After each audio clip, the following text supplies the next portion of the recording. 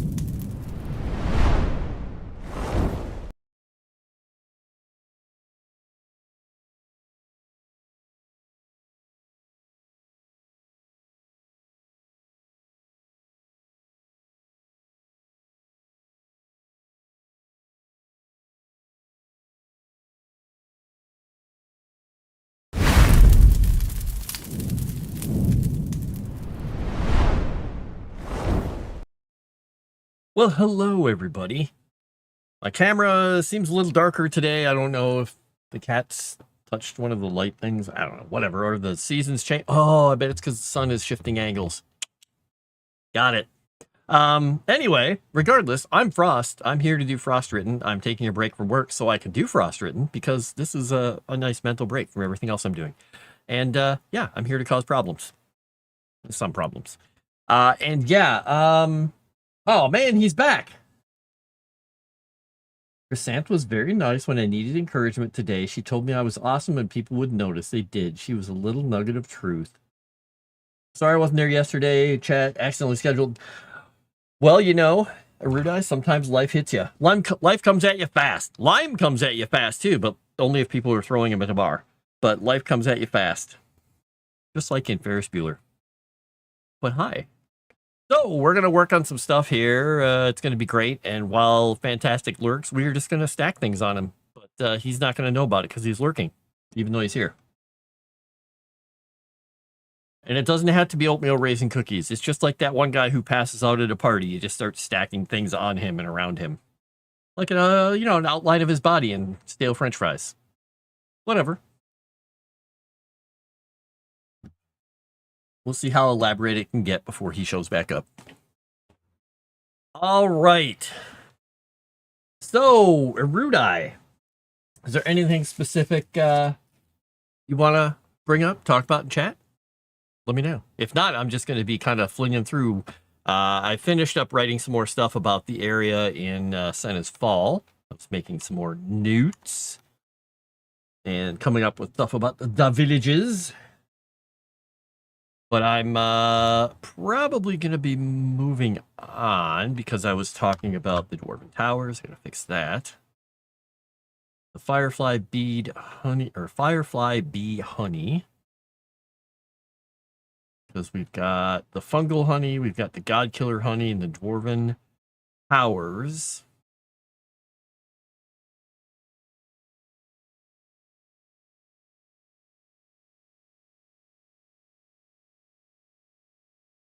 Why does it think it wants a comma there? The comment there makes no sense. I'll leave it and see you think. All right, I'll do my thing.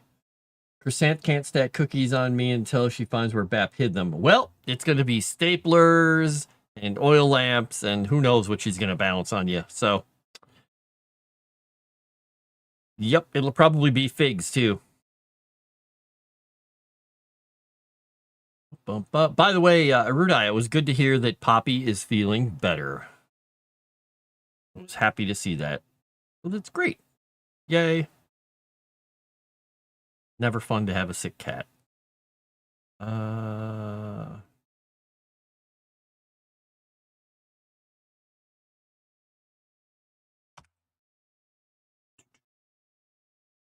um, I'm trying to decide. Yeah, we're gonna illuminate a little bit farther on this point.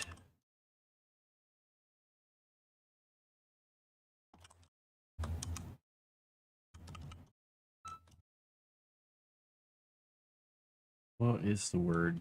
What is the word? Overseen, oversaw, overseen.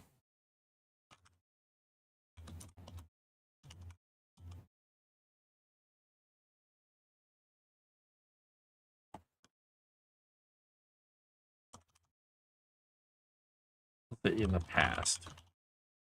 So the practice is now carefully controlled and overseen by experts. Okay. Talking about the way they get the infused clay around from the little pockets of leftover magic from the god-killing fire. Oh darn. She'll never find them. Your cats were having some adventures today. Yes, they were. Did you actually hide cookies in my house again? Never! I don't believe her. That emoji at the end of the sentence. I don't know. I'm pretty good at telling when people are fibbing, and I think that might be a fib smile. But yes, my cats were having quite the adventures today. They had a party in the driveway when I was having coffee. They were taking dust baths. They were intimidating one another. They were climbing up trees. They were on roofs. Wolfie is down off the roof. I didn't even see him get down. I have no idea how he got back down, if he just jumped over to the tree and ran down, I guess. Because that porch roof is not low, because I have a 10-foot ceiling on the porch out front. It's a covered porch. It's 10 feet from the concrete foundation of the where you walk to the inner part of the ceiling up there. And then there's gables on it, so it slopes up to the rest of the house. So that's like a 15-foot part off the ground, because there's also 4 steps going up to it from the actual ground level. So he was up pretty high for such a beefy cat, and he just hopped right off of the stupid roof, evidently back onto the little black walnut tree, and climbed back down. I don't know, but he was napping on the couch on the front porch, so yep. I even went over and poked him to make sure that he wasn't hurt, because I'm like, well, cats sometimes hide, so I picked him up, and he's just like, oh, man, I get to tell you all about it. And he just sat there and meowed at me and was happy to be petted, so he was fine. So that was the adventures of him. It was great. Let's see. Killer magic, the infused clay, the firefly bee honey. Do we want to say anything else about that? Because I've only got 2 little paragraphs here. Dwarves of the area are particularly adept at the keeping of underground firefly bees native to the area.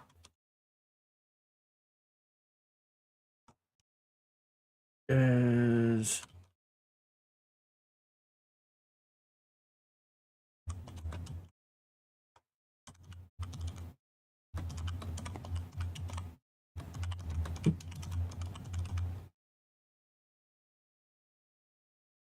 take their it's not a really career. If you were a devotee, like a person who worked for a church, like say you were a monk in medieval times, or here, there are people who work and worship who kind of work with these bees. I'm trying to decide if it's a calling. I think it would be a calling, because is more about the farming, agriculture, preserving, things that way. But definitely taking nature and kind of putting your own spin on it and corralling it within reason, unlike Erendor. So I will say calling.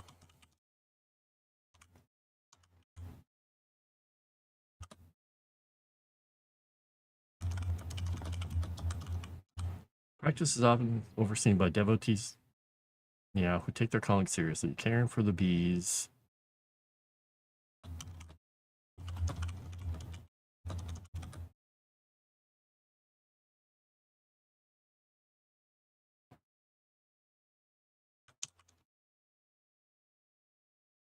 Their own family. Okay, there we go. But the adventurers, exactly. Calling or those who have an aptitude for it. Yep, calling. Decon? No, a beacon. Wow. Wow. So these, to be clear, these firefly bees are the underground bees that have little, their little butts light up. So they're bees that are subterranean that build their nests in the caves and places under the earth. And the dwarves have kind of the ones who are, cultivate them, work with, kind of make a symbiotic little relationship with them by providing them with, good places to live and protection from their predators and clean hive areas. And they have whole colonies of bees in many different places. But these bees produce a very specific kind of honey that they use to make their meads. But some of the hives don't use the normal underground plants, and some of them do go out and get above ground pollen to make their honey, but some of them use purely underground plants to get their nutrients from. And those ones are the ones that make the fungal honey. It's kind of like Manuka honey in our world. It's a very earthy, thick, kind of almost whipped looking honey that they use a lot in alchemical ingredients and such in cooking. Not as much as making mead. So.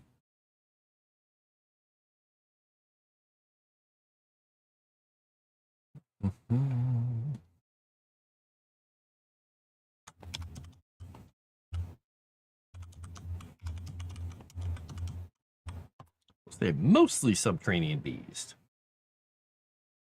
Like a beacon in the dark. A beacon! Ah, wah, wah. You're on fire, man. Or at least Percent probably wishes you were. Resist urge to ban. Yeah, so this is one of those things that I'd love to see, like in the old D&D books, Erudia, where I mentioned this to you before, they have like those little, they're not, what is it called? A motif, not as a pastiche? Wait, let me look up the word here. Let's see. My brain is shorted out from repetitive tasks at work. I don't know who that is. Let's see here. The number's called me twice in the last couple days, and I'm not sure. Oh, it's just, that's not it. I don't know what they're called. They're little drawings in the books. They'd set a little scene. Some of them were black and white, just little outline drawings. They're like, talk about thieves having no honor and this and that. But one of those little drawings here somewhere that's just, the one of these firefly beehives with the little whatever they look like, the bees with their lit up butts floating around in the caves. Would be fun. Should probably look up that number and see who's calling me, see if it's actually an important number, because it doesn't say scam, but they never leave a message, so it's probably a scam. I'm getting a lot of messages from like, there's been roof damage in the area. I'm like, from what? There haven't been any storms for like a month. Or people are buying houses in your area, or people with this and that. And I'm just assuming it's yet another person who's like, are you interested in selling your house? Who knows?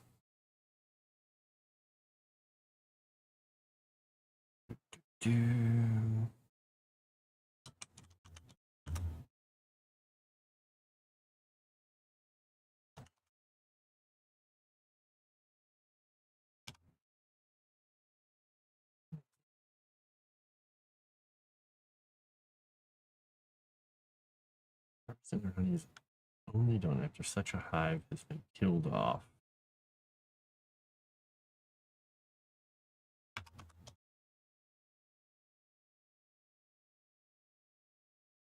Killed off using fire. God killer honey is worth more than its weight in precious metal, is rumored to be one of the ingredients of the fabled nuggets of Nya, which is another reason that I wanted to bring Nya back into this, because the normal bees are the ones that they actually really do a good job of taking care of, and then they take it as a personal affront that when these god killer beehives show up because they've been affected by the warped magic from Grix, that they have to, cull them, clean them.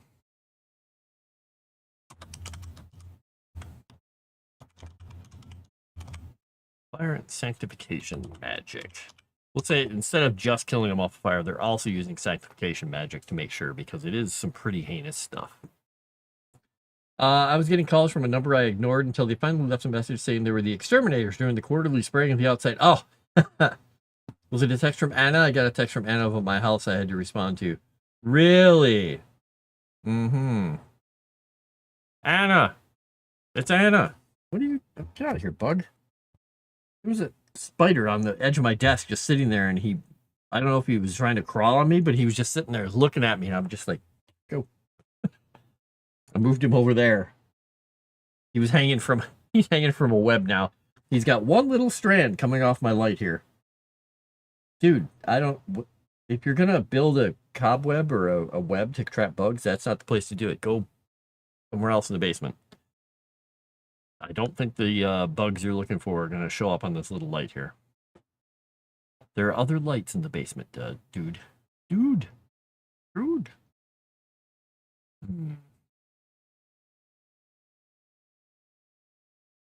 All right, out of place amongst the timber and clay brick structures of the humans and small folk of Senna's Fall are the squat but imposing dwarven defensive towers in the Vale.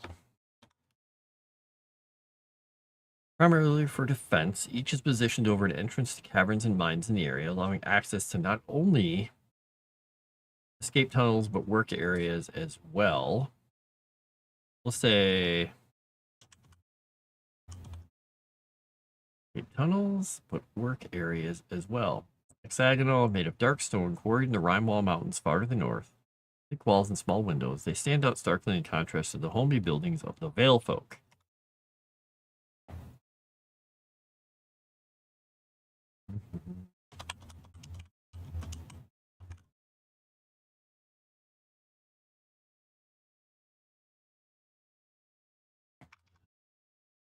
Let's say they're rarely invited within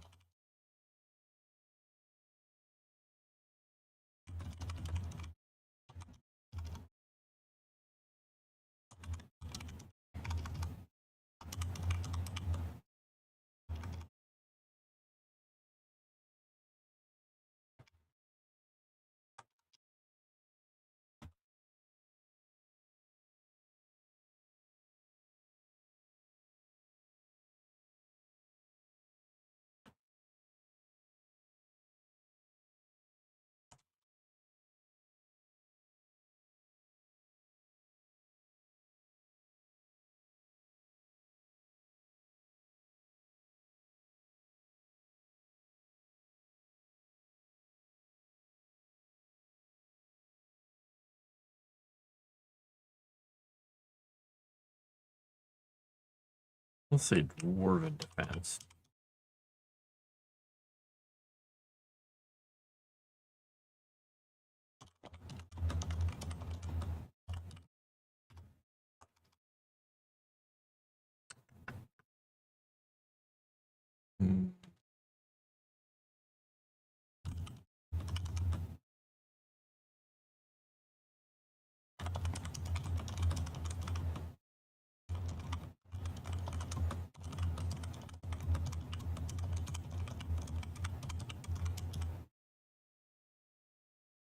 Humans are rarely invited within these structures, partially because it's not customary, but also because the entrance and exits are made for dwarven defense and don't allow for humans to move within without some amount of ducking involved. All right, he's gone. Throw stuff on him. I mean, something.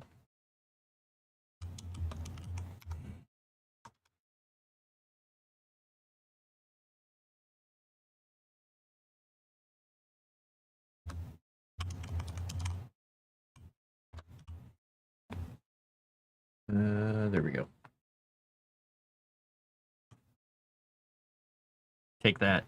Mushroom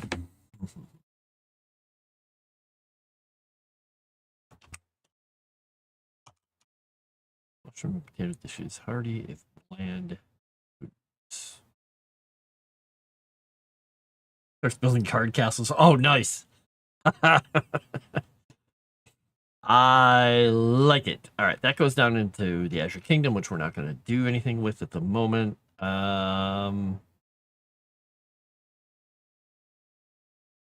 This is the White Watch out here off the coast, or off the edge of Rivenmont. Okay. Red Clef. A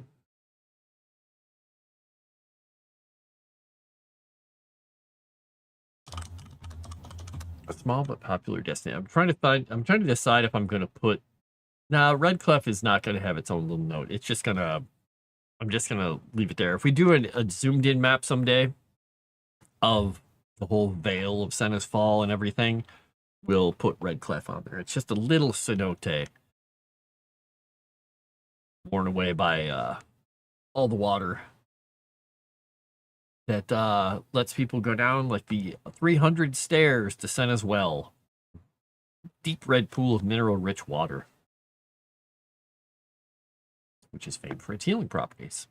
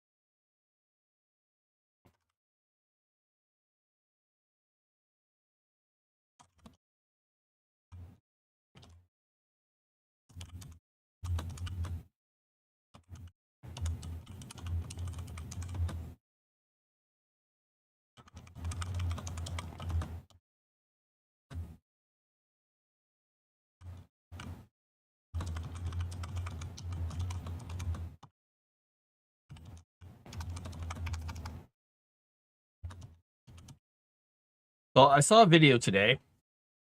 I'm gonna totally steal the idea. I don't know if anybody else saw it. I'm gonna see. Maybe I can find it here. Let me check. Let me see. Before I tell you what it is, I want to see if I can find it. Let's see.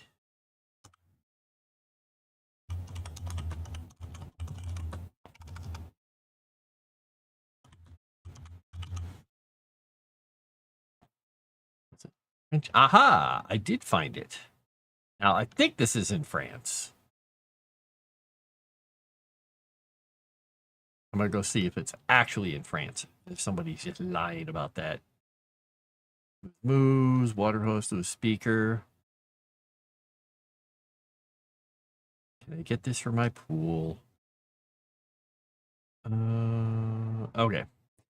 So, it is... I'm going to throw this link in here. Here you go. Because I'm going to do it. This is the thing, that the idea I'm stealing for the this pool, this Red Clef pool, where, because they make ceramic bowls and everything here is clay and ceramics, on festival days they just put all kinds of different size bowls in here and let them float around in the pool.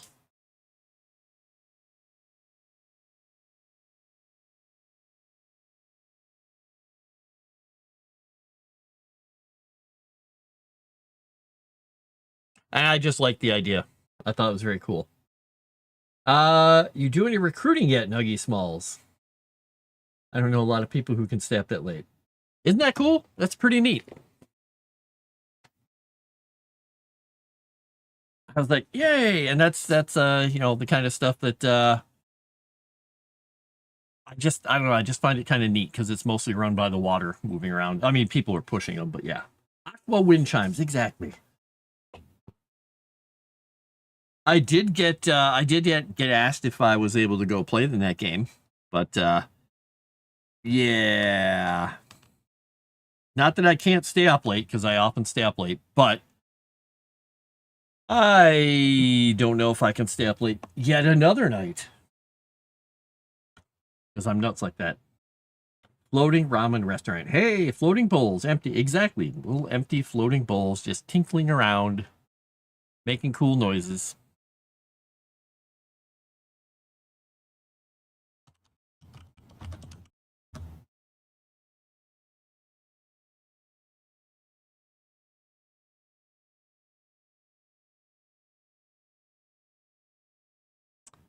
All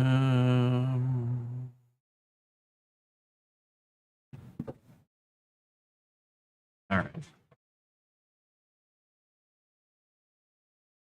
You know, you'd think since I bought them this big 48-inch cat wheel upstairs that some of them run on, some of them just sleep on, that they would use that if they don't want to go outside and run. But no. They turned the upstairs into a Grand Prix. Or a Formula One. I don't know, whatever it is. Whatever the cat racing place would be called. Circus Catamus.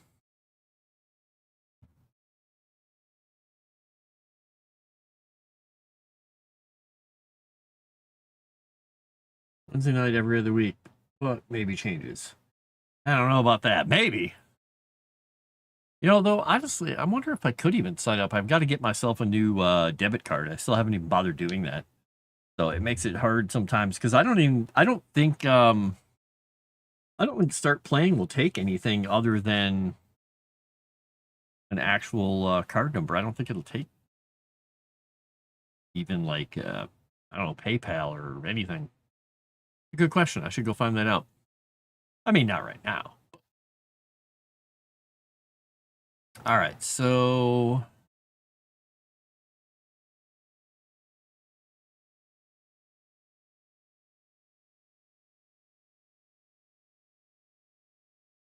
I think my camera or my phone. Something. I don't know what it is. Messages.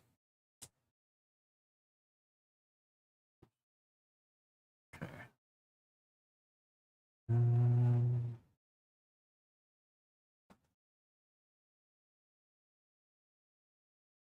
Let's say I'm adding Nia as one of the religions here because I think I've noted it enough that it would make sense that she's represented in the religions there. Or he is, as along with her and Vulcan.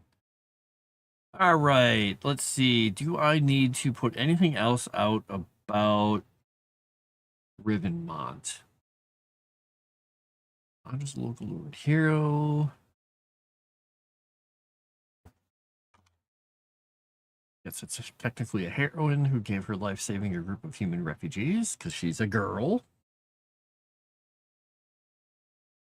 Cats who never do anything convenient. That's true. Tarkin has a sore hip, I think. Oh no! Was he walking funny when you took him out? That's not good.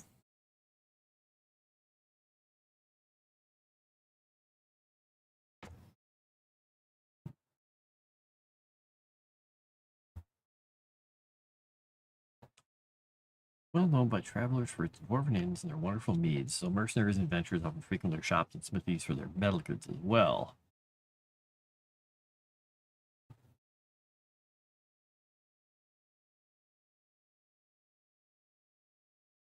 So one thing, Erudia, if you're still here, is the other thing that I'd mentioned, because we talked about this before, is that there's God Killer clay, there's infused iron and things here that have been kind of slightly warped and changed and touched by the God Killer magic.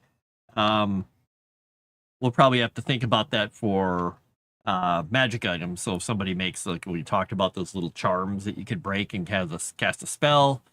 But if somebody were to forge a blade out of this God Killer iron, which is basically just iron that's been sort of tinged with some of this dangerous magic, I have to come up with some kind of a, I don't know, I guess an effect. What kind of an effect? If somebody hears like, ooh, he's got a God Killer iron sword or something like that, is it just like, it's, more armor penetrating, maybe? Like they're generally better at cutting through armor?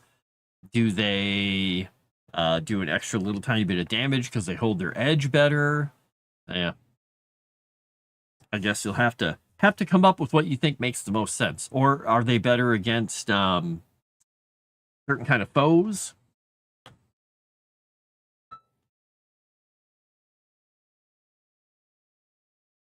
Actually, no. Temperature change. Chrysanthus moonlighting is a mod on G&G. When do you not work science? Oh, I thought you were asking when does she not work science? I was like, oh, wait, when do you not work, science lady? Got it. Walking slowly and he yelped at me. Oh, that sucks. I can't work when I sleep. Yeah, well, we don't have any record of her sleeping, so. Same thing with the Erudia. We don't know that he sleeps. It's just there's some times that we can't get a hold of either one of them. You know, in the middle of the night or in the middle of the day, depending on who, at some bizarre hour, they might be asleep, maybe. I don't believe you could be streaming your sleep via night vision camera. That's not creepy. I'm sure there's a market for that, though. Let's see. Do I want to put a note here for myself? We've got infused clay.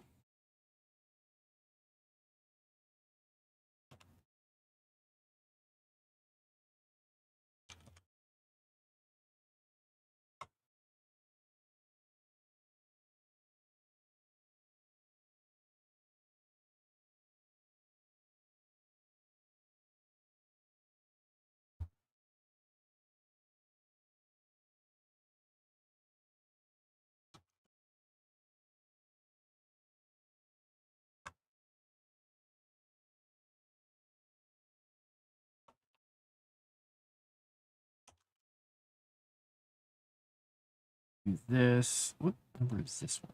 One is 5. Yeah, we'll go with 6 for this one. I don't know. Not sure if it makes sense.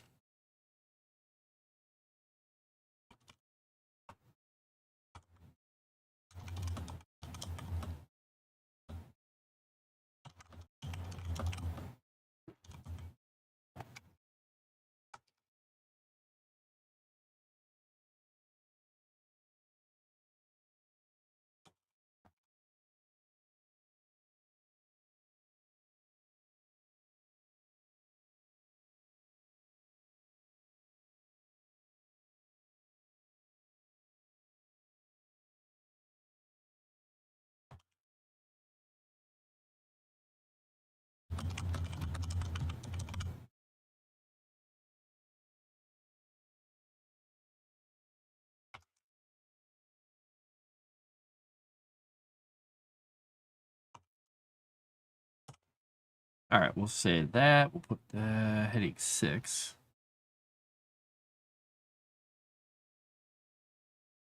Harvesting.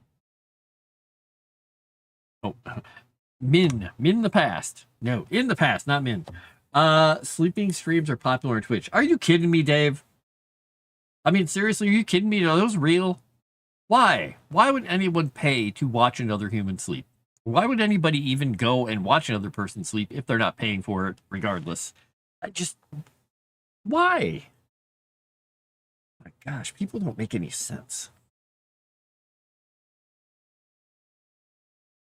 Not into watching other people sleep. Watching other sleep just makes me jealous.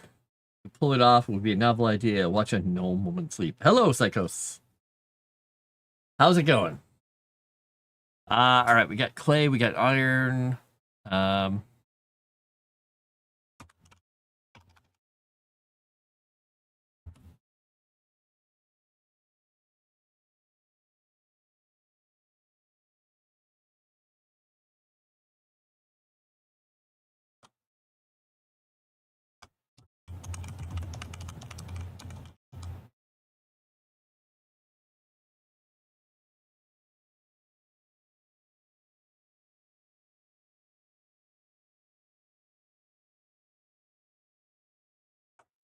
Weapons and tools made from metal have special properties and cost a great deal of money.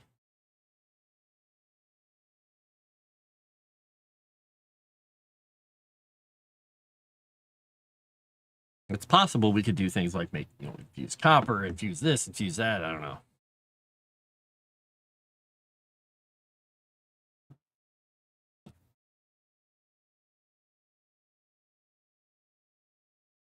Did they ever make sense, though? That would make sense. Maybe? No, people don't make sense. People are insane. All right, so I can remove that one line. That pushes that up there. That moves that down there. Got the Dwarven Towers. And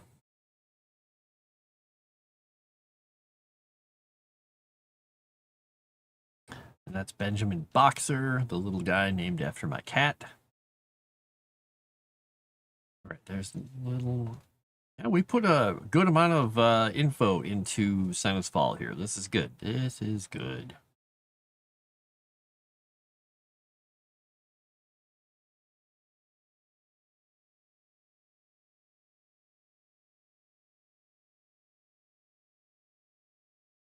All right, what do we got right before it? This is all the tribes. The Umbral Atoll. We'll have to look at later. We're not doing that right now. It's too far away. Too far away. Alien to think about at the moment. All right, these are Whistlings. These are the Meddens, the Hot Springs. We've gone over the Caustic Strand quite often. We've gotten a lot of information down on those. All right, let's go down here farther. That's the Scar.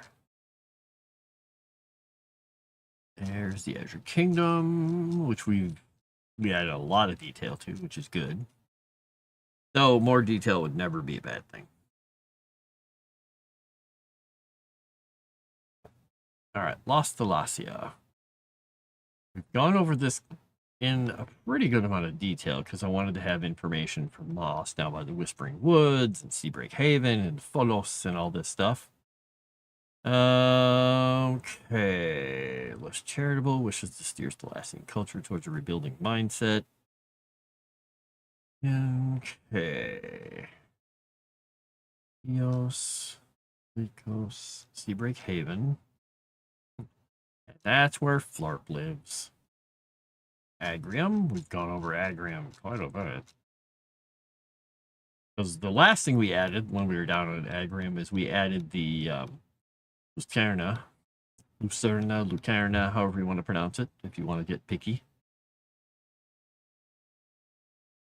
The little candles on the edge of the sea, the lighthouses. Poor Flarp, exactly. Someday somebody's going to help Flarp out. Somebody's going to fix Flarp's wing, and he is going to be their boon companion, and then he's going to go find, all the other gargoyles at Sunny Hill Gargoyle Farm, and they're going to live happily ever after on a hill. Right? All right, nothing but happy stories. Yeah, so about that.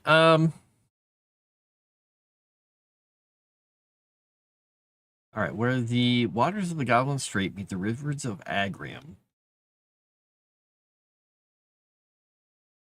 That's the God's Mouth Sea.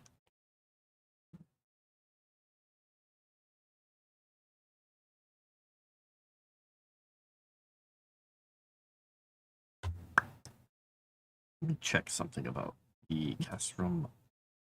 Where did I put Devil's Lane? Left. Thunder Bay, Dessus, Salvo.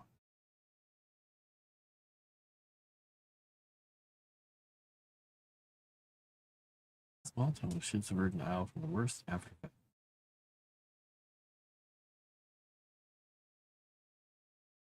Ah, that's right. Thunder Bay is down here. Jude Hastings, the judge, the pirate. I forgot about Jude Hastings. All right. The Godman, Vistal, Aquai Luris, the Whispering Woods. Okay. So here, I need to look and see. Where did I put the God's Mouth Sea? All right, so this is the God's Mouth Sea. I think what we're going to do is go into the labels here. We'll make this a little smaller. We will, so we won't change the layer. We will change the text. The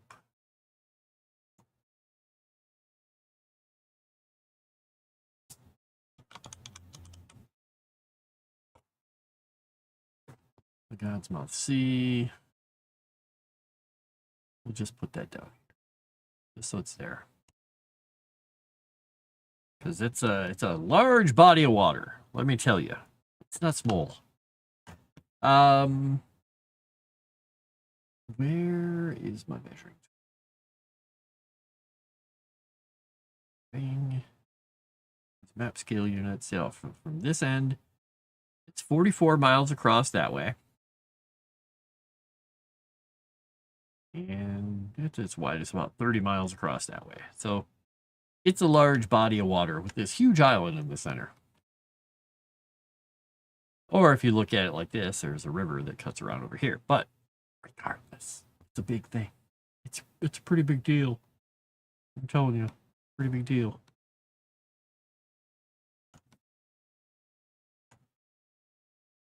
All right, Portaxia, Lucerna, Erna, Axia, Pulum, Laris, Solvo.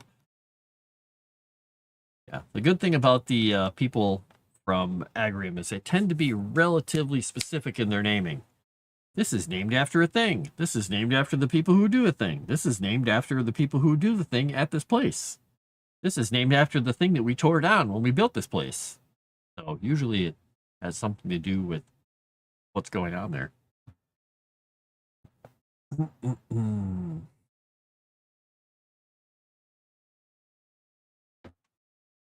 All right, so I've got all that put in there. So let's go down to the next section here and see. I was looking for anything really obviously like short, like little entries. So like this says this market quarter here is only one little paragraph. Let's see if I can add anything to this.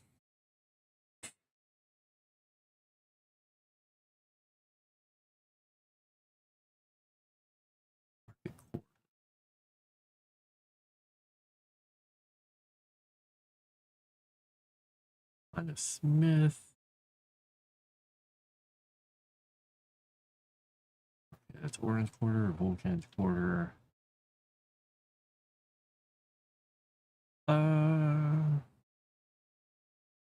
Spelled untentrable. Blah blah blah blah. Extra. Harbor to the central city.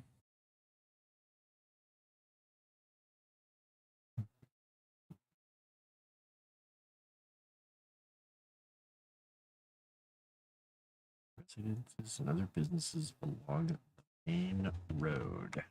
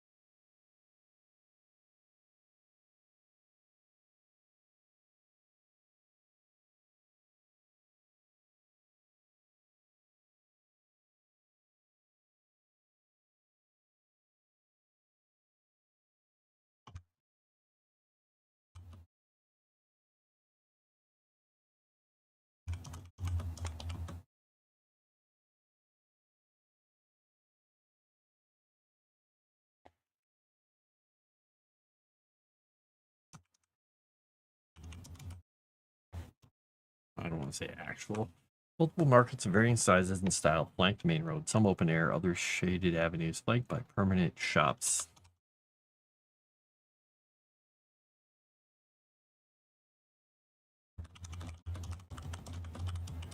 Some open air for the common folk, others shaded avenues flanked by permanent shops showing luxuries.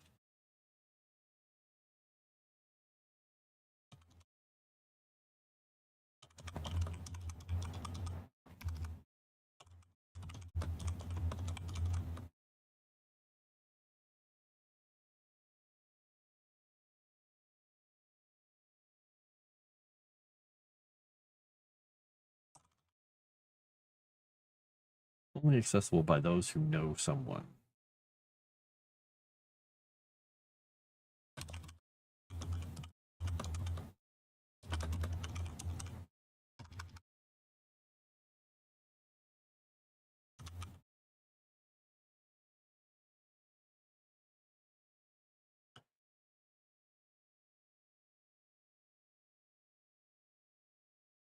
Just say those who are willing to pay a price for that privilege. Yeah. So there's some hidden markets in the market quarter. Places you go where you want to find a very specific thing.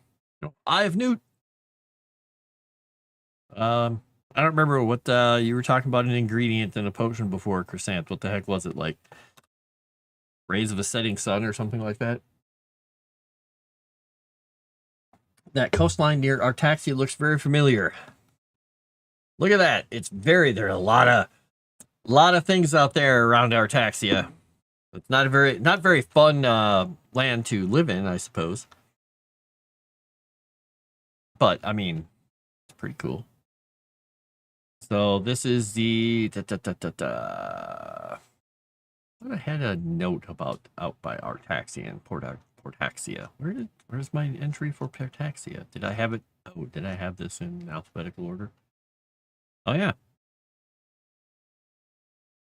Yeah, this place is totally ravaged by windstorms. It is a very windy place in these rocky headlands. So you're gonna get some very coastal Italy, coastal northeastern United States kind of vibes from things there. Not a lot of massive trees growing out there, weirdly enough. I think the sunshine's a potion ingredient. Terrain and coastline is a solid half in New Jersey. There you go. Done. And this is where I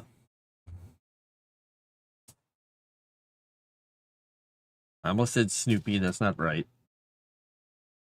Snooky. Ha! I figured it out. Yeah, pop culture right there. I totally steel trap. Know everything. That's where Snooky lives. Wait, she was from a Jersey show, right?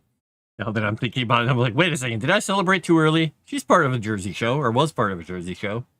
Yeah, I think I'm right. Okay, fine. My pop culture knowledge is pretty lacking, but I think I got that one. Ah. Hey, just be happy nobody's calling you that. And lonely, an isolated Agrian lighthouse. No, how about a lonely and isolated Agrian lighthouse? I write sometimes the correct letters in these words. Once in a while. She was on the show, lived close enough to New York to be considered one of them. Then, oh, them.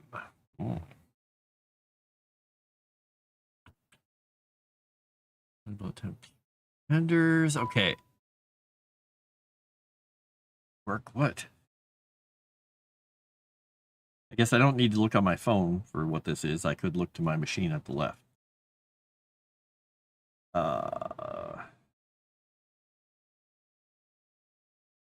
Okay.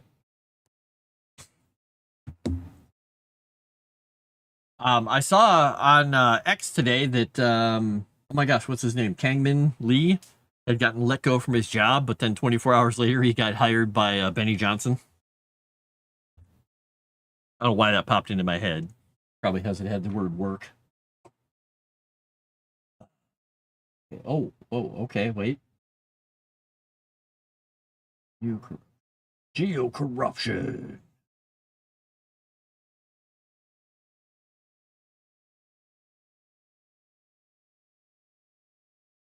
Yeah, I thought that was very interesting. It was a very intriguing call that he had with his former employers. I was like, well, they have a very specific set of words in their mind. Like, all right. Well, now I did a miss. Ah, dang it. I was like, that was a work message and there was something else. And now I'm getting text message. Okay, that's just spam. Thank you, spam. May I have another? Ugh, no ride back to work after returning a rental. I guess I'm getting steps in. Oh.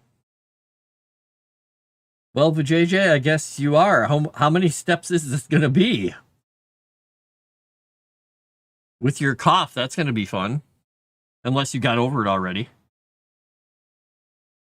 Which would be kind of surprising since I think you were mentioning it last night. Oh, the cats caught me on the arm there. I didn't think they actually scratched me. I thought it was just itchy because they gave me a little cut. All right. Put a little bit of Neosporin on it.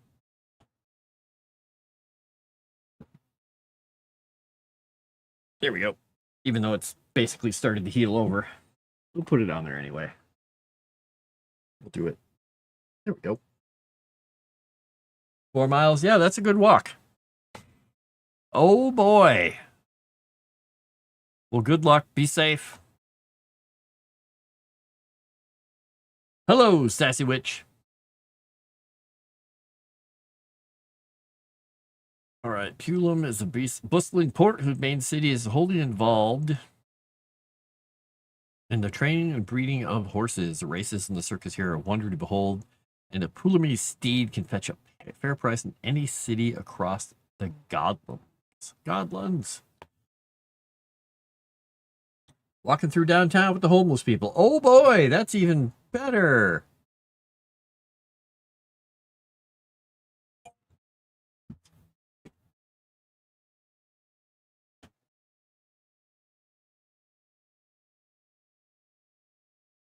All right, Pulum. Lighthouse overlooking Pulum was built from Opian stone around the same time the Great Academy of Ustra was erected.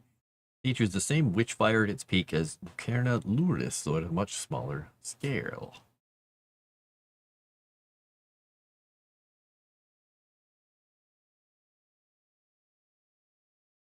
Get a big stick and walk tall.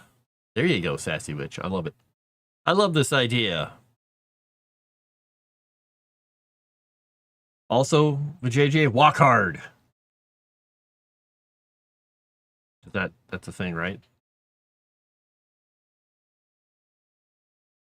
All right, so those are all the quarters. I don't need to talk about the other ones because all of them have a little bit of info. Port Zandria. All right, so Port Zandria is the port here. Port Zandria is a marvel of agrarian engineering, a 6-sided harbor retaining walls and floodgates that have transformed the ancient lake and river canal into a great inland harbor for Zandria. Secondary harbors and dry docks for shipbuilding can be emptied and flooded, have their water levels changed due to clever engineering and magical apparatus developed over the long life of the city. This area is also where a great deal of the waste of the city is pumped to, heading to a number of small graded-off underground cisterns where a small number of fire-breathing monsters are confined. They're fed regularly but need to keep burning off the waste so as not to get buried in it. Always fun. Not always fun. In addition, more than one gelatinous creature roams the deeper cistern tunnels, sweeping them free of debris and corpses. Because they figure, you know, what the heck? Monsters exist. Use them!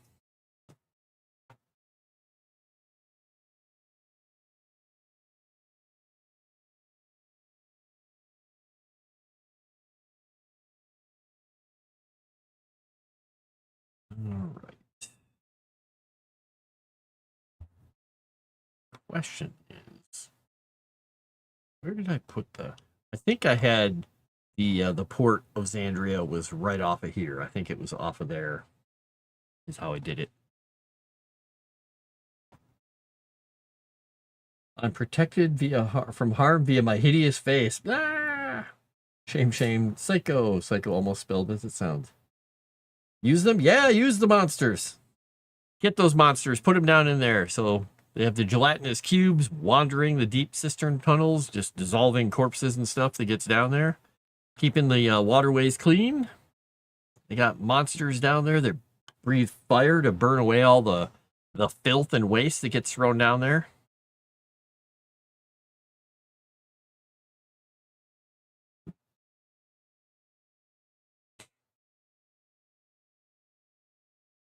I mean, I suppose you could have wizards down there doing it, but isn't it easier to just, you know, occasionally throw some cows down there to a big monster and let him burn the stuff up than employing a wizard or many wizards? Because the thing about monsters is, you know, their breath weapons and stuff come back probably a little more often than a spellcaster gets their spells back. Right? Right. It'll be fun to have it. Maybe they're fire-breathing bunnies. Just a horde of fire-breathing bunnies. No, hopefully there are no fire-breathing bunnies down in the sewer. That would be horrifying and not a good idea. Because somebody would walk up to them and say, "Oh, they're so cute!" And then just be running away in fire.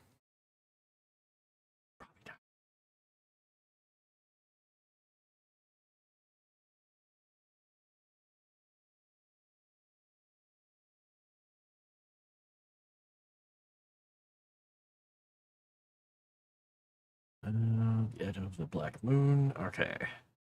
Göteborg, the capital and largest city of Fryland. Let's go visit this and see where we're at with all this stuff about Göteborg. True comedy. All the missing toes. Yeah. Everybody's missing toes because of all the rabbits. The bunnies.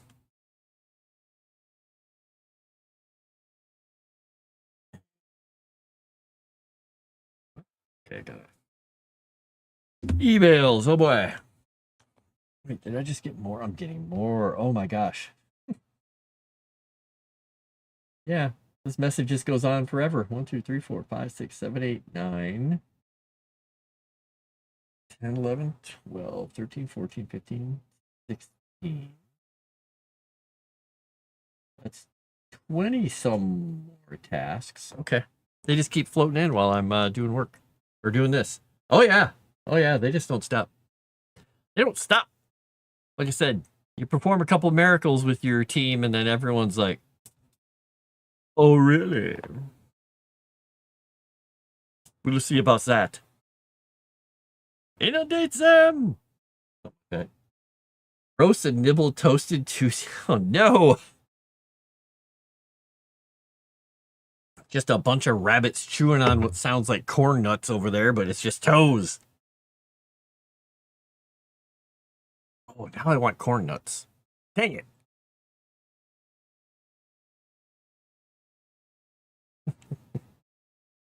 When you get full, but it tastes too good.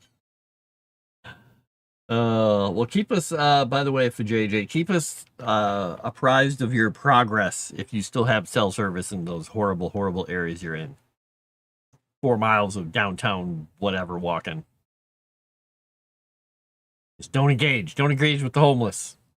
Don't do it.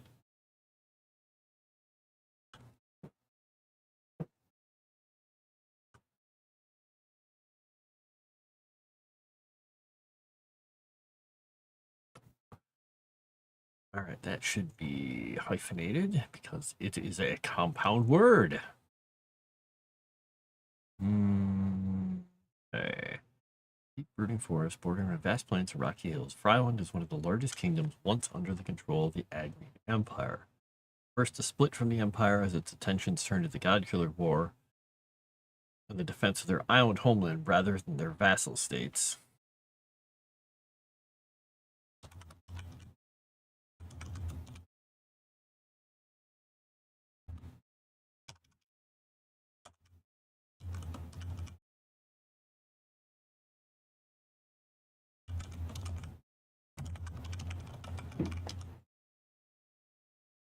Alright, so first to split from the Empire as its attention turned to the God-Killer War and the defense of their island homeland rather than their vassal state. Fryland breeds fiercely independent sons and daughters. Look, just sons, just daughters. That's all you get.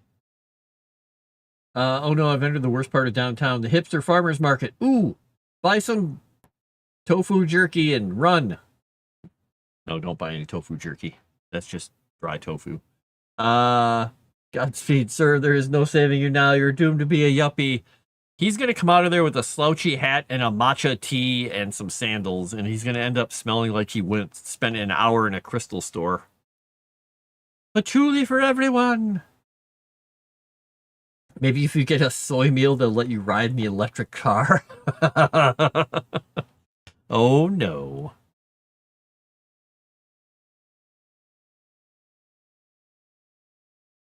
After a while, your heartbeat will be taken over by the rhythm of people beating on 5-gallon drums with sticks. I mean, it's not me saying, you know, there's anything wrong with it, but it's just gonna happen to you. It's just gonna happen. Islanders are left at sea to their own defense, pulling back to their hill fortresses to protect their people and way of life from Grixis force. Many hard-fought battles, the Freilanders pushed the invaders back and secured their borders, rebuilding one of their great fortresses at Dunholm and establishing a garrison of riders at Dunvet. Dunvet. So Dunholm and Dunvelt, these were what first were used to stem the tide of orcs and giants in the north. Back in the day.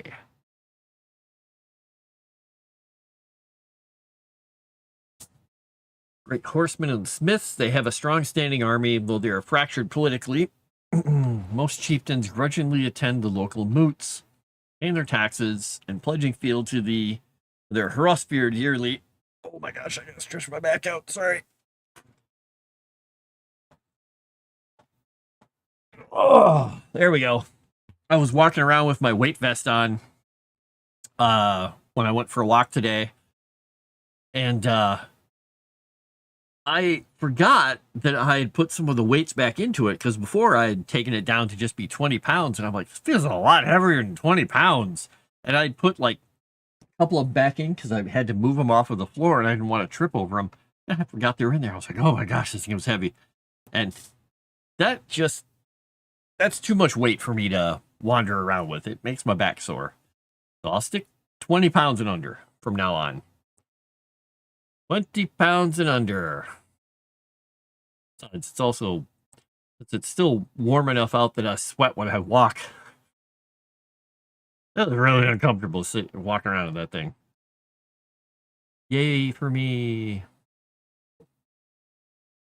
Anyway, here, most wish to rule in relative isolation and grate on the centralized power that reminds them of their past under Agrian's rule. Hello, Cajun Corey. How you doing?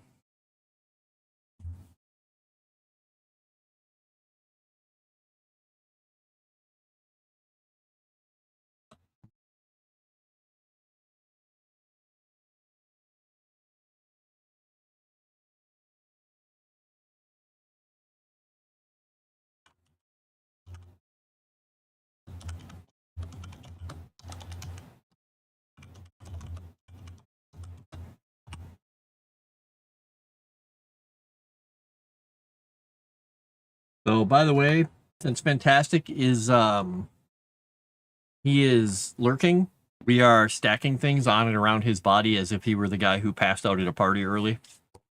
So I think we have cookies, White Claw cans, a house of cards, and now an outline of his body and stale fries going on. Feel free to write something on his face with a Sharpie. There's a whole pile of them over there. I made it through the farmer's market. I don't drink leaf water, but for some reason, before I returned the truck, I made myself a green tea. It was my camouflage. That's empty soda bottle on his forehead. Oh my gosh. He's going to make so much noise. Oh my gosh. Another pile of images coming in. Another magical stuff. Okay. Oh, my producer's going to have a field day.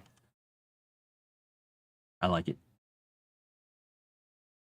All right, so Local rathouse are the preferred forum for minor political exchanges, where any man may challenge the status quo in verbal form. It's protected in time-honored tradition of dissent and discourse. So for these guys, the rathouse, it's the town hall or the village hall or the speaking hall, whatever you want to call it, and that's where anybody can go and speak out against whatever. Frylanders are known for their sour ales and fortified wines, as well as a multitude of ways to preserve all types of food, including a dizzying multitude of sausage varieties. See, for the horror host, right there. Variety of sausage. A dizzying multitude of sausage varieties, in fact. Their horsemen have always required stable rations for their extended trips, and their devotion to Vulcan and the spirit of innovation have served them well in this regard. The marshal may call the horsemen to war at any time, and all male citizens between 16 and 30 are required to keep themselves and their armaments ready for conflict. Every village has a smithy or two, and horse training is a serious business across Fryland. Their western border is with the Elves of Solnor, with whom they have a treaty that stretches back for many lifetimes of men, so they devote little time to defending that edge of their territory. Vast plains to the east border other wild lands and the remnants of former Agrian colonies, so a great deal of their time is spent patrolling between the border forts there. A great number of dwarves, halflings, and gnomes. We're going to say dwarves, small folk. Foilk live in the southern areas of these lands, in the hills along the coast.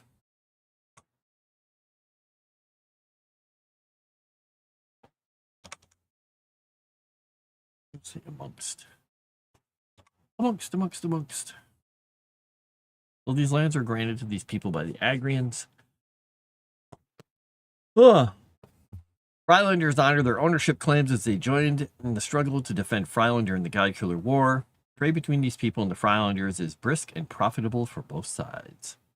Marriages between the elves and the men of this kingdom are not unheard of, especially amongst the more fervent devotees of Arendor. Okay?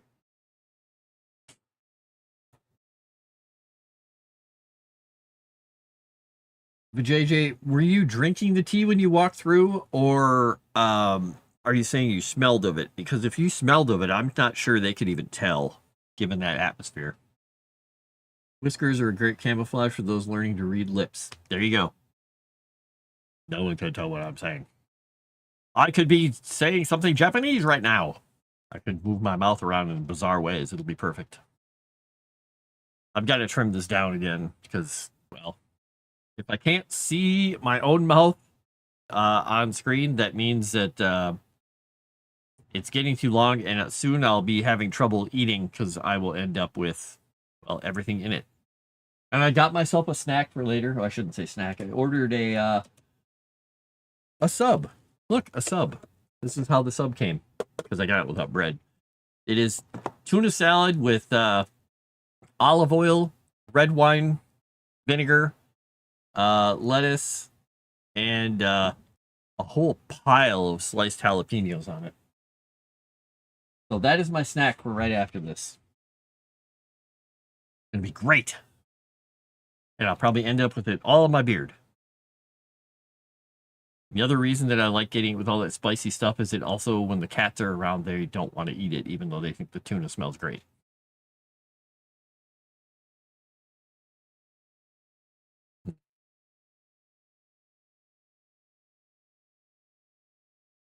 Tuna salad. Yes, tuna salad sounds really good, and that's why I'm like, I gotta have some. I did have one bite already. It was really good. But yuck. Oh, come on. It's so good.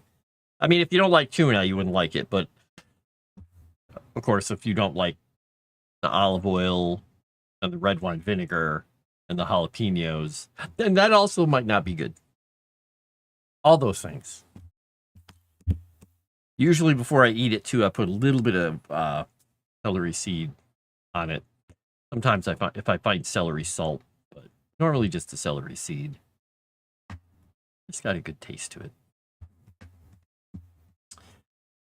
All right, the Rat House. Literally a council house. Most Rat House and Frown have some features in common. The main one being a central meeting hall where a speaker can be seen and heard by all attending. Secondarily, those in the larger towns often feature a wooden clock tower at least 3 stories tall above the entrance. Other features include a display of local trophies, a mayor's office, a festival yard,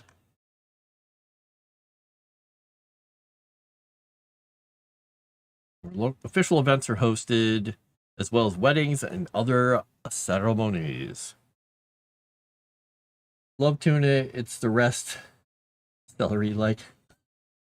Celery is good. Celery seed, celery, salt, pretty good stuff. PM? PM? What do you mean?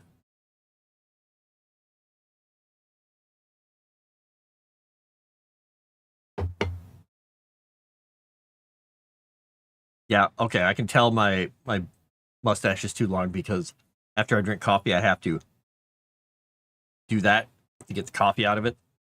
Pickles, garlic, ranch chives, and crackers. Ooh. I just watched, somebody sent me a video today. After they sent me a gross video earlier, they sent me a video of garlic juice being put on parasites and watching it just absolutely kill them and disintegrate them. I'm like, well, I don't know if the video's real or not, but I love garlic. I do indeed love garlic.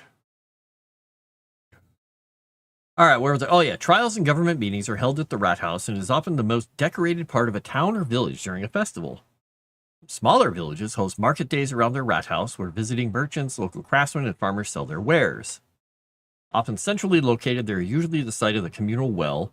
The wells are mainly of an enduring agrarian design, though they have generally been covered with Frywin supports and decorations. Sorry, I'm going to burr on my sock, I think. Yep. And it just worked its way down against my skin. There we go. Anyway, so, yeah. So I picture when you come into any Fryland village, town, any one of these places, the main road is going to lead down past the market and the Rat House, which is sometimes going to have the big clock tower, sometimes won't. But it'll often be the most decorated and carved up wooden part of, or building with the wooden carved parts on it in the town. So you'd be like, there's the town hall. Almost done with your soup, and that makes me sad. I can't believe you still have any of that soup. This is obviously me talking because I eat a lot. And I responded to Savvy had what did she post about it? She posted about her husband taking the leftover pork out and warming it up on a plate, taking it off that plate to go and eat it off of another plate after taking it out of the container. And my response was, leftover pork? Like, usually I just eat the whole pig in one sitting, but evidently you can keep it and save it for other days. Exactly. Still have some of your dinner, but you got full. What kind of soup? Oh, she would describe the soup to you. There you go. Extra spicy. It sounded really good. Though Moss would argue it's not a meal. You know. Moss. All right, where's that? Rache. Rache is a harbor built by the dwarves prior to the God-Killer War, and it stood proudly. This is Port Revenge. Its traditional dwarvish name is Carte. Whoops. But it was renamed by the Frylanders who occupied it to defend against Grixis forces during the God-Killer War. In honor of their sacrifice, the Frylanders made... Why did I write it that way? In honor of the sacrifice, the Frylanders made... Oh, made there to stop the armies of dwarves from him. Okay, that's why I did the sentence. I might have to change that. A squat lighthouse dominates the end of the stone pier, its ever-burning signal warning ships off the rocky coast and leading them into the safe harbor. Though the dwarves don't sail away from the coast as a rule, they have fashioned a magnificent but small harbor here with enough room for several large ships to be moored at once. The headlands and hills shelter the harbor and the extensive nearby bays so they can hold hundreds of ships if necessary. The entire fishing fleet of Rache moors in these bays, and the military ships guard the estuary from pirate incursions. Ships traveling up the river, for whatever reason, are subject to scrutiny by the marshal's men. Right in here. I don't eat just that. I've been making some sandwiches with it too. Okay, so you've had other things. I ain't arguing with Moss about that. No siree. Ah, yes. You don't want to argue with the Moss. I mean, you might. I don't know. Maybe you don't. All right. Accidentally. I got used to moving this around with the middle mouse button, and I just literally clicked over here with the middle mouse button and then moved, and like it just started scrolling. I was like, no! Oops. Oh my gosh, they're still typing. They're still typing these work messages. And every one of these things comes with a little screenshot from our tools. So it's pointing out an issue here and there. Oh my gosh, there's a lot of them. There are many of them. I think, I was saying that yesterday I thought I had a little something in my collar of that shirt I had on. And I might have, but I think also, one of the cats might have scratched me on the side of my neck here. And so I think that's all it is. I think actually my shirts are just irritating it. Thanks, cats. Sounds great. However, seem to have an English palate. Oh, beans and toast, eh? Oh, wait, you mean the more bland side of things. How do you make your soup spicy? What kind of spices or seasoning? With this one, it was hot Italian sausage, and I made sure to put the oil in there too, but mostly it's red pepper flakes. So good. Right. Let's see. In a minute, I will be getting up to go check on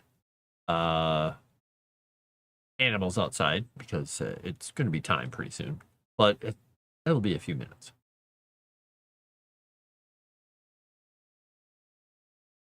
All right, Barrow.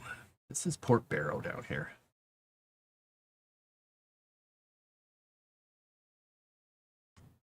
We're going to call it Port Barrow because that is what it's specifically. Known for producing some of the greatest halfling archers, let's say small folk, archers ever known. This town is also well known as a fishing village.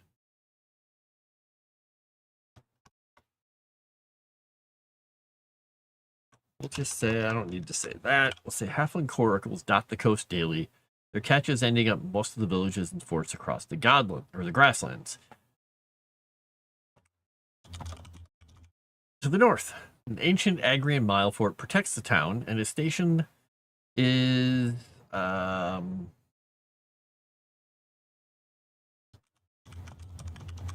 garrison by a mix of Fryland and Malfolk warriors at all times. All right, there we go. I only use spicy Creole seasoning. Weird, Cajun Corey. Weird. Wow, yeah, plain chicken I like, plain steak I like beef. That's good stuff. I mean, quite honestly, you can't go wrong with a steak that is cooked with salt and pepper on it. Because if you cook it well, it's beautiful. But that said, once I've cooked a steak and seared it and all that beautiful crusty stuff is in the pan, that's when I hit it with brandy. And that's when I throw a ton of peppercorns in there. And then I add heavy cream and cook that down until I have this amazing brandy peppercorn sauce. Sometimes I throw white pepper in there too, but usually I just use black peppercorns. Okay.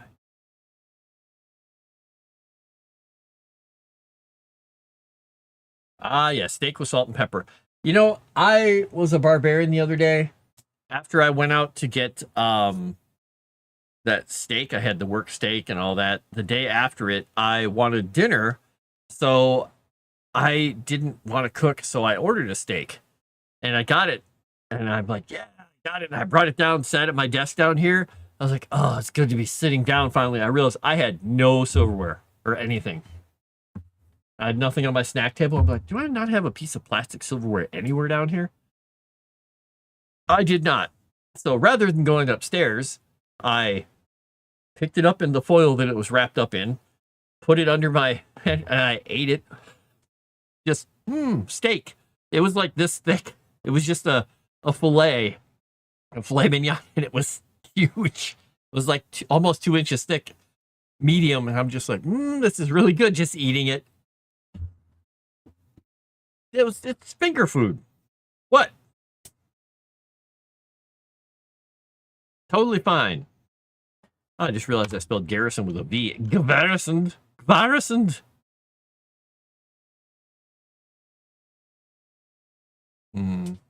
Would have been more barbarian-ish if I had stuck it on a stick or something, or is that less barbarian? Maybe that's less. All right, let's see. That is too many spaces. There we go. All right, and we're down to the Bane fires. The massive signifiers are built atop or near the ancient border forts so that the Frontliners know of incursion is underway. Wanna...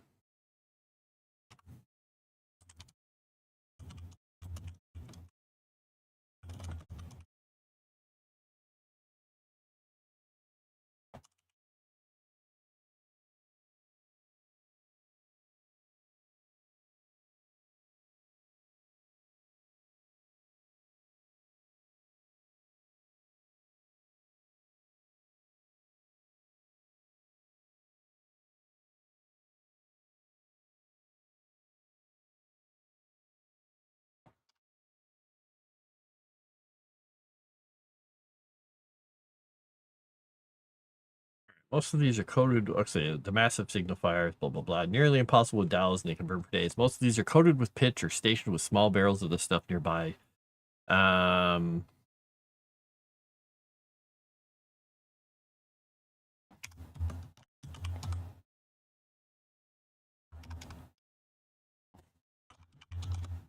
Piles are coated with pitch or stationed with small barrels of the stuff nearby to make sure they light quickly and stay light despite any rainy conditions.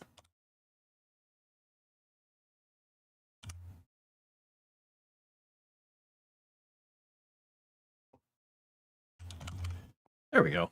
And weather conditions. Let's see. I rented an electric scooter. Oh, nice. Walking is for suckers.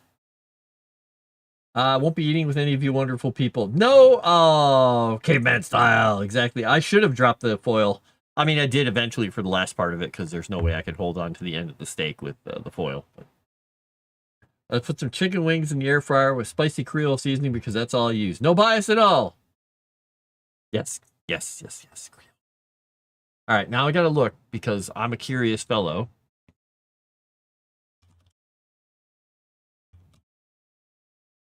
Because I don't use, when I make tacos and stuff, I make my own or anything like that. I make my own taco seasoning. I don't buy the packaged stuff. So I'm curious what's in Creole seasoning because I bet I could just throw it together myself here. Ah. All right, what is it saying here? Oh, that's, what did it open? Okay, that didn't. All right, what is Creole seasoning made of? It says there's 8 spices in it. All right, I don't care what it's used for. I want to see what's in it. Okay, that person is just putting crazy stuff together. All right, onion powder, kosher salt, garlic powder, paprika, black pepper, white pepper, dried thyme, and cayenne.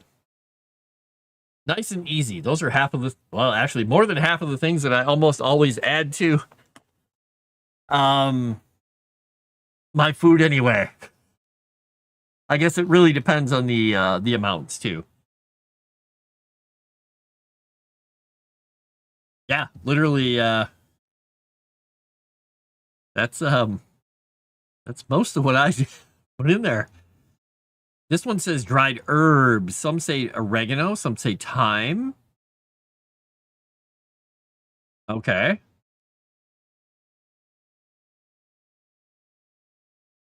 Yeah, there's not a whole lot of variations in these. Some people say celery seeds or celery salt, like I was talking about. Or basil.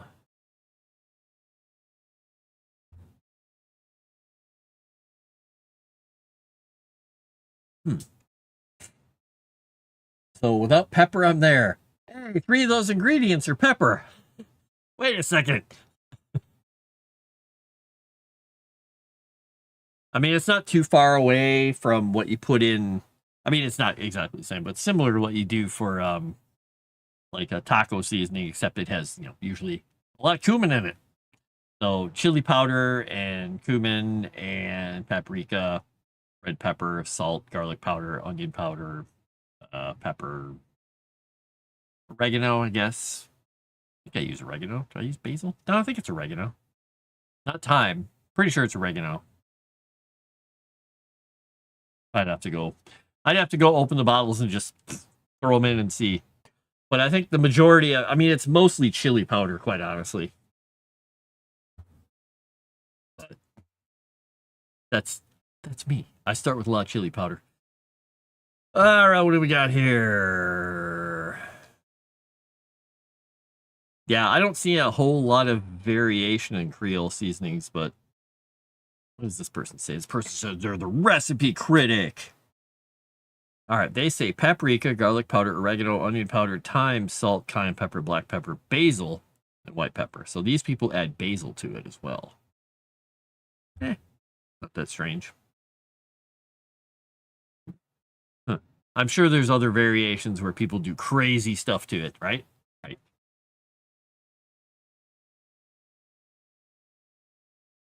Let's see here. By the way, I got a message from somebody who said that they were very confused and thought I was nuts because they didn't believe me that you could make like the hot mustard that you get at a Chinese restaurant from mustard powder and water. And they tried it. And they said, I burned my nostrils out. It was so damn hot. Like, yep. I mean, it's literally powdered mustard. You put a little water in it. If you don't put a lot of water in it, you get a very concentrated mustard. It will hit you. And if you take that and you put the tiniest amount, I'm talking a little tiny bit of liquid aminos, or if you use what is the non-liquid aminos version of it? Soy sauce. I'm like, what the hell is it called? Because I use liquid aminos most of the time. The soy sauce and a little tiny bit of like a chili paste, a garlic chili paste. You make such an amazing little mustardy sauce. Oh my gosh, it'll burn your nose out, but it's so good. They didn't know that. No, they didn't. Don't tell them what Thousand Island dressing is. Oh no, the secret sauce isn't that secret. All right, Psychosis, get to that physical therapy. Do a good job. Kick butt, break a leg, but don't break a leg. Be good. Never. Was walking to my truck and a bald eagle was chirping down at me. Oh, wow. Did it take your scooter?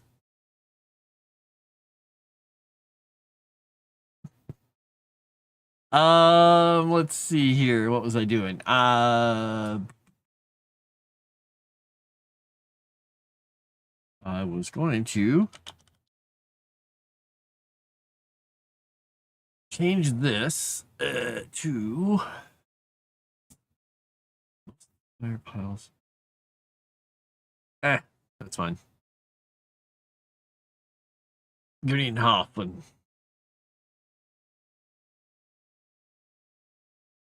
Hope it stays up there. He was sitting on a light tower. Dragon seek death. Dragon just woke up. Good morning, Dragon. Or afternoon or evening, whatever it is. Quick, what do you want to stack on Fantastic? Pretend he's the guy who passed out at a party and you've got a Sharpie in your hand or something to stack on his inert body because he's lurking. And we've been stacking everything from White Claw cans, stale French fries, making piles or pyramids of bottles on his forehead, and I think Crescent did a house of cards, and I don't remember what else we put on him. We got all kinds of stuff stacked on him right now.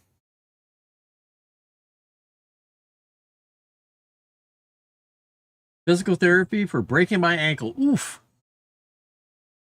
Well, I hope it works well. Wow, you know, I never got physical therapy when I destroyed my ankle. They just eventually took my cast off and said, well, just keep walking on it. I mean, that was quite a while ago. Let's be honest. That was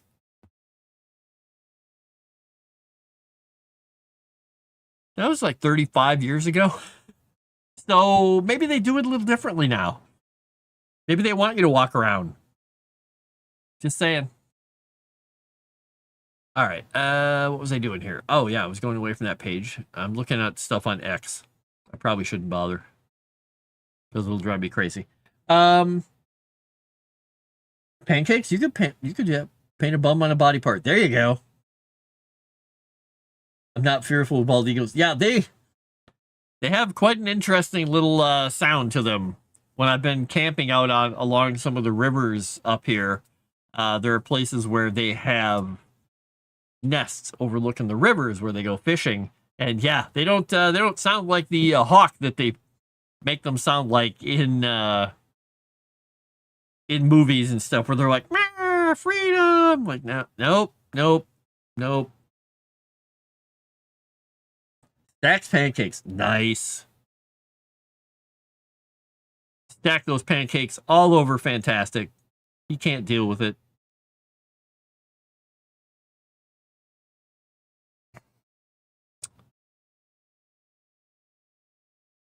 Okay.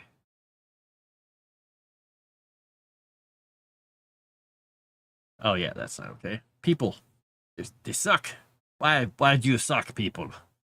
You're bad.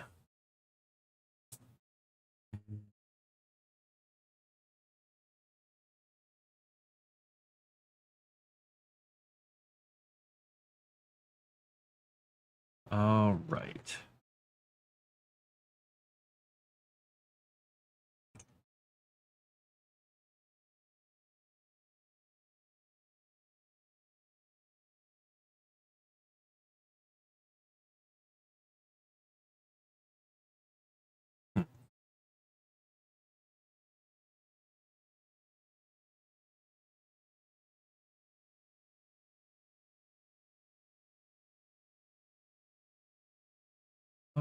Boom, boom, boom, boom, boom, boom, boom.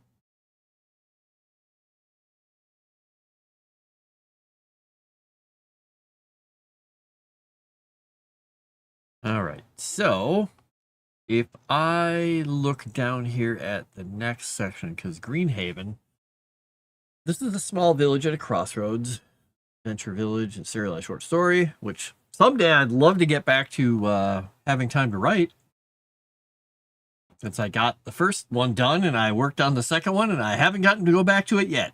But Greenhaven is here. Also, I had to have 2 screws and a metal plate installed.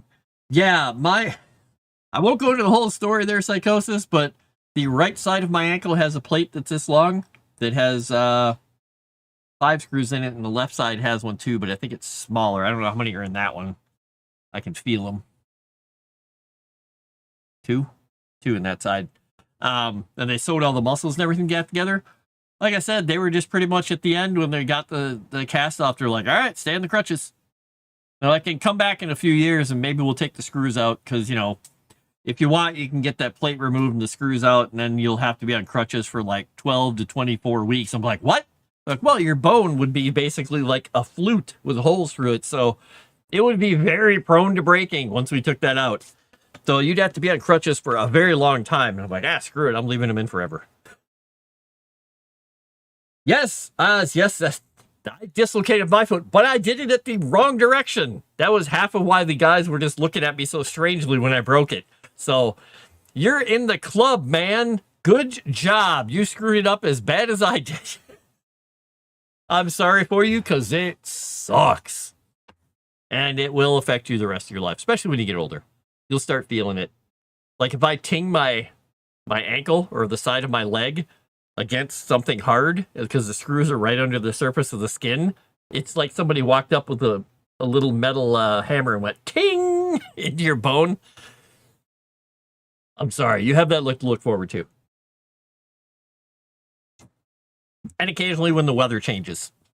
But other than that, you have a fountain right there on your ankle, is a fountain of good stories for the rest of your life. How old he is by giving out his recovery plan.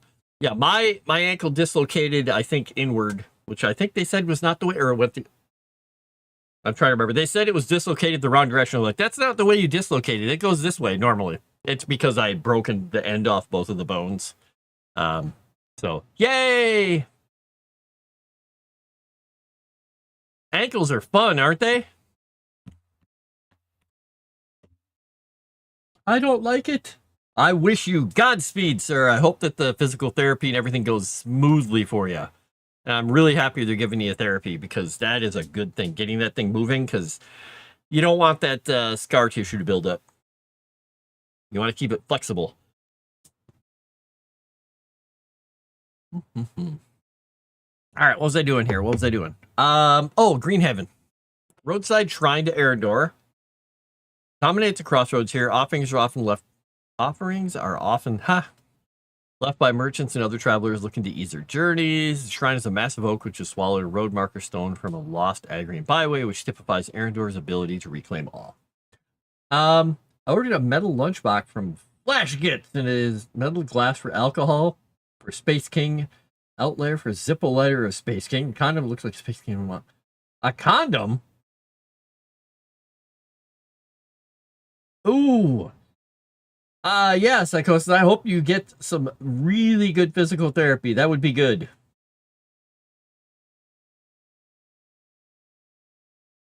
I'm wishing it goes super well for you.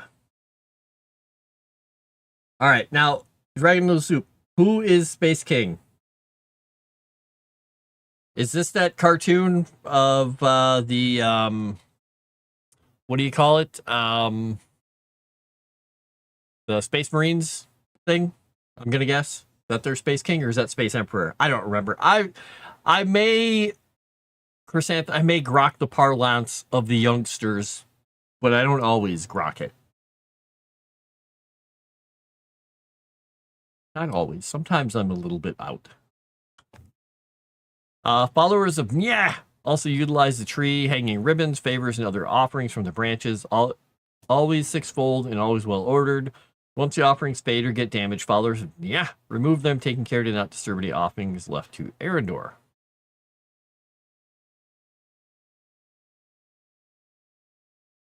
Still listening until I get to PDT. Have a good one.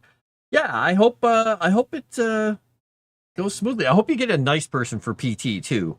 I've never had physical therapy. Actually, that's not true. They had me try physical therapy once when I was having problem with my wrist, and they had me do a physical therapy and like a grip test and all. And they're like, everything seems fine. You're just in pain. They're like, a physical therapy isn't going to help. Like, thanks for making me pay for physical therapy through my insurance. It's not going to help. But I've heard people have tales, and they say the difference between painful physical therapy that really sucks and painful physical therapy that really does a good job is a physical therapist who's not a jerk. They could be a taskmaster, but really pleasant and good at their job, or they could be a taskmaster who doesn't really care. I hope you get the former. Space King is the guys that make animations about Warhammer 40K. Ah, yeah, exactly. Okay. Yeah, I think I've seen one of those once. I think.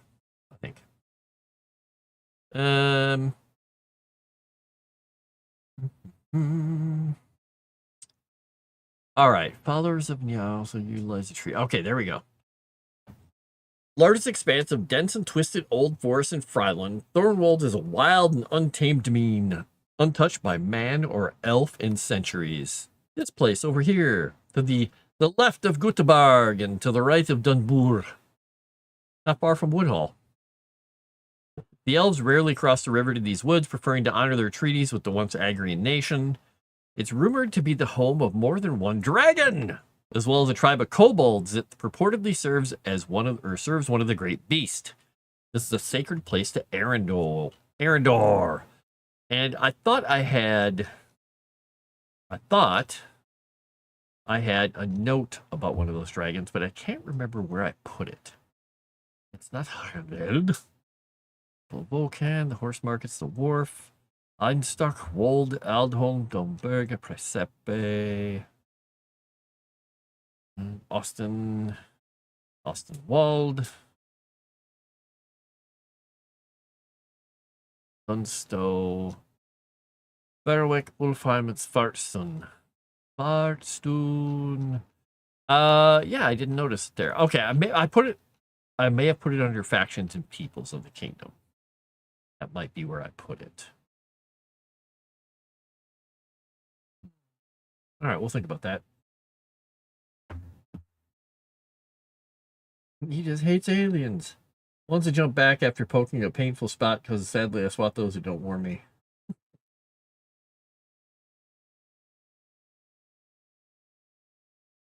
You swat your PT people? Oh man. Scary.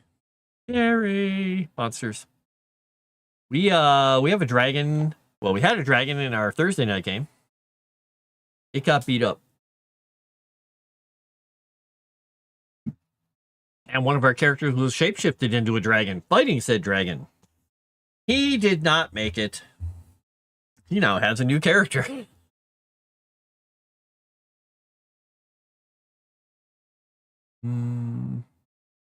Havenwald, Havenwald or Havenwood. Mostly deciduous wood has been used by the Fletchers and Bowyers since before Friendlanders can remember. Let's say, boop. They are careful to curate the forest as it is sacred to Nya. It's rumored that when he was still a man, he lived in a village not far from the wood, that he'd led his people to safety in the depths against a rampaging orc horde. So that's why it's called the Havenwood. And that's well before Nya became a god. I swat anything that startles me. Dragon just made a loud noise. He's coming for you. Swat him!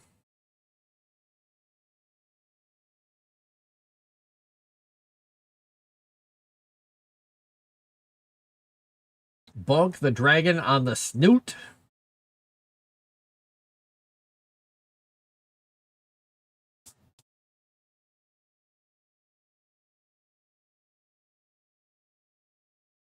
And there we go. We need a picture from Sassy Witch of a dragon that just got its snout booped and is just little bits of smoke coming out, and it's got tears in its eyes and it's about to cry. Like, and then it jumps out and says, dishonor on you, dishonor on your family. Isn't that what Mushu said? I think. All right. Anyway, Greenwald. The lush forests of Easton Dale, collectively known as Greenwald, are bisected by ancient agrine roads, but the woods are ever growing and do their best to reclaim their lost territory. Ancient town of Greenhaven lies nestled within its borders. Aww. The Greenwald. I'll try. You got to give him the big, oh, what do you call them? Puss in Boots eyes, or the little puppy dog or clown from the 1970s pictures eyes. The big. Exactly. Well, like Chrysanth just put right up above. You make all the noise. You'll make all the noise. He's gonna come over and boop your snoot.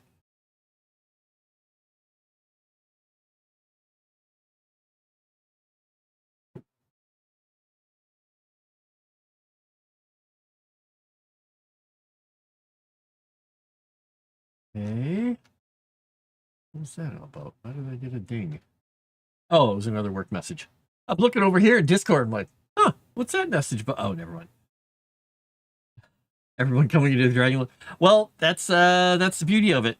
They beat you up, take your stuff. You get a shipment of stuff, lay it out. You're like, just how I want it. And you hear knock, knock. Adventurers! Oh, crap. And it's in the contract that you have to fight them. You have to let them in to fight them. And sometimes you get to kill them all and take their stuff. Other times they get to, you know, pretend to stick the sword under your armpit and you have to go, ah, blood, blood, blood, and fall over and let them take the treasure until the next shipment comes in. We know it's a scam, but it's a living, right? It's a living. It reminds me of when they were doing the stuff, or was it D&D 4, D&D 3, when they were like, we're changing things around, and gnomes are now in the D&D or in the monster manual, and they had and this is really good marketing by them, and their cool little thing is they had the little gnome in there, and he's like, I'm a monster, rah! And he's all excited about being a monster. He's like, rah, I'm gonna be a monster. It's cool. I get this bag of treasure to hand out to people. It's amazing. And they're like, did we tell him? That's not how that works, buddy.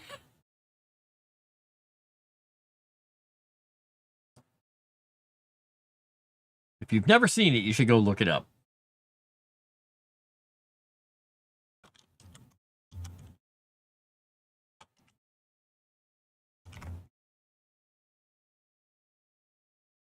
Yeah, it was 4th edition.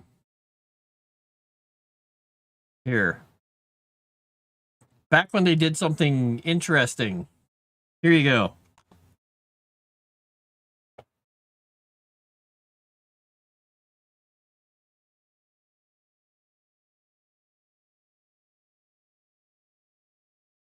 The tiefling should never have been made into a playable race. Changed my mind. I hate them.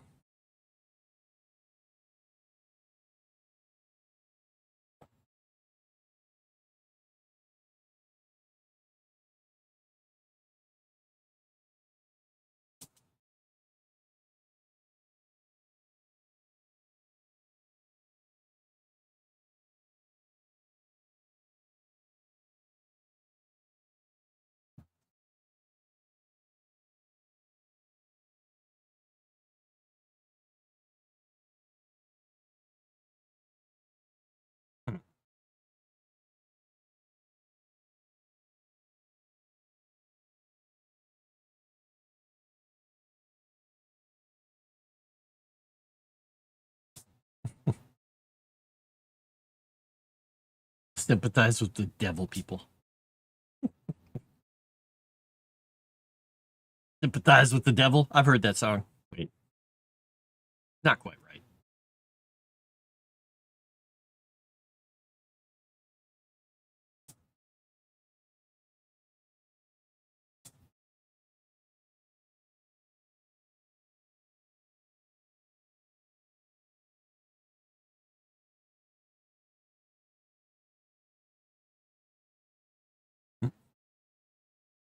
All right, so go here.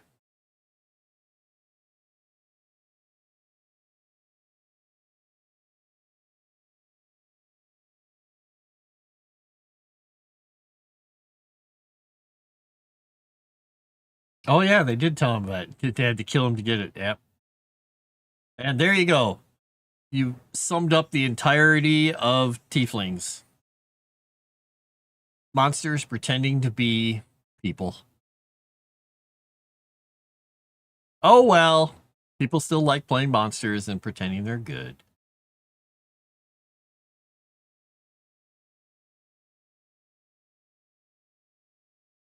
Yes, they're not.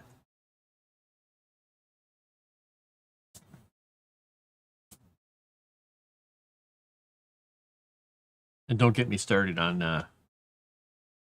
all those other weird creatures like those, what are those things called? The Dragonborn? Oh.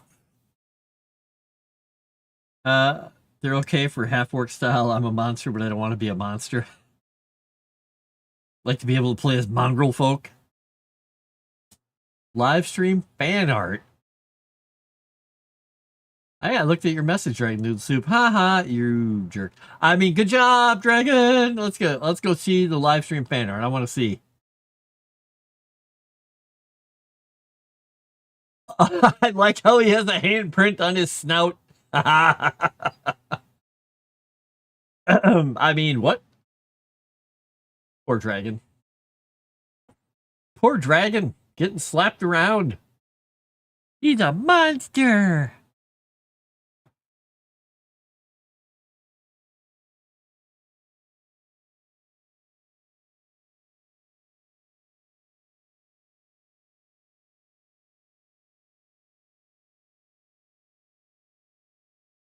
Bump, bump, bump, bump, bump, bump, bump.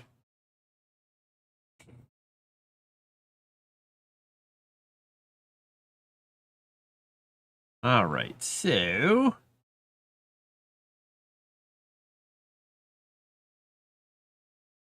it was funny this afternoon after Calvino came inside to hang out for a while. I told him, I said, buddy, I'm hungry. I need lunch. I'm really hungry. And he just looks at me. And I was like, hungry? He just turns his head and he goes, meh. Like, no, I'm saying I'm hungry. And he gets down, goes over to where his bowl is, because I have a bowl down in the basement for if any of the cats are in, I'll get him something. He walks over, looks at it. There's nothing there. He walks over to the can. There's a box of canned cat food there, and I'll usually take a couple out of different flavors and hold them up and let him choose one. He just walks over to it, and he just goes boom and headbutts the box and looks at me. I'm like, okay, fine.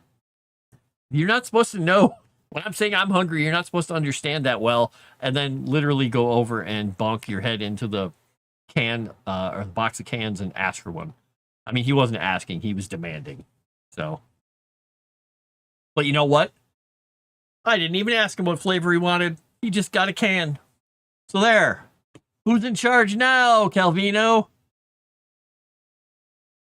He is. This dragon, I could do the cats with spikes. Yeah, he loves headbutting stuff when he knows what he wants or he wants to go over and do something. When he wants scratches on the head, if I'm not doing it, he'll walk over to like whatever and he'll bonk his head and then look at me and just smack his head. I'm like, okay, fine, I'll scratch your head. Dork.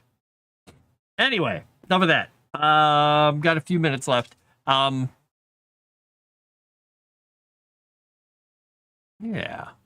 So if you guys wouldn't mind when you get a chance, if you leave a comment this time, let me know if something else you want me to specifically work on, because I'm trying to, I'm also working on, some more about a little bit about the mine or the mountains, some of the stuff about the giants over in this area.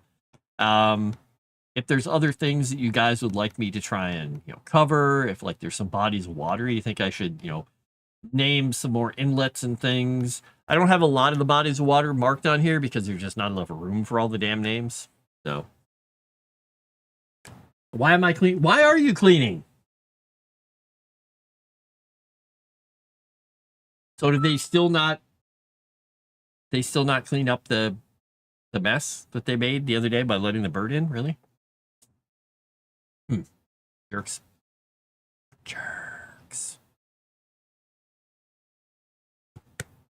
All right, I have to close that. I'm gonna mute this and open it up. Okay, that's gonna be fine.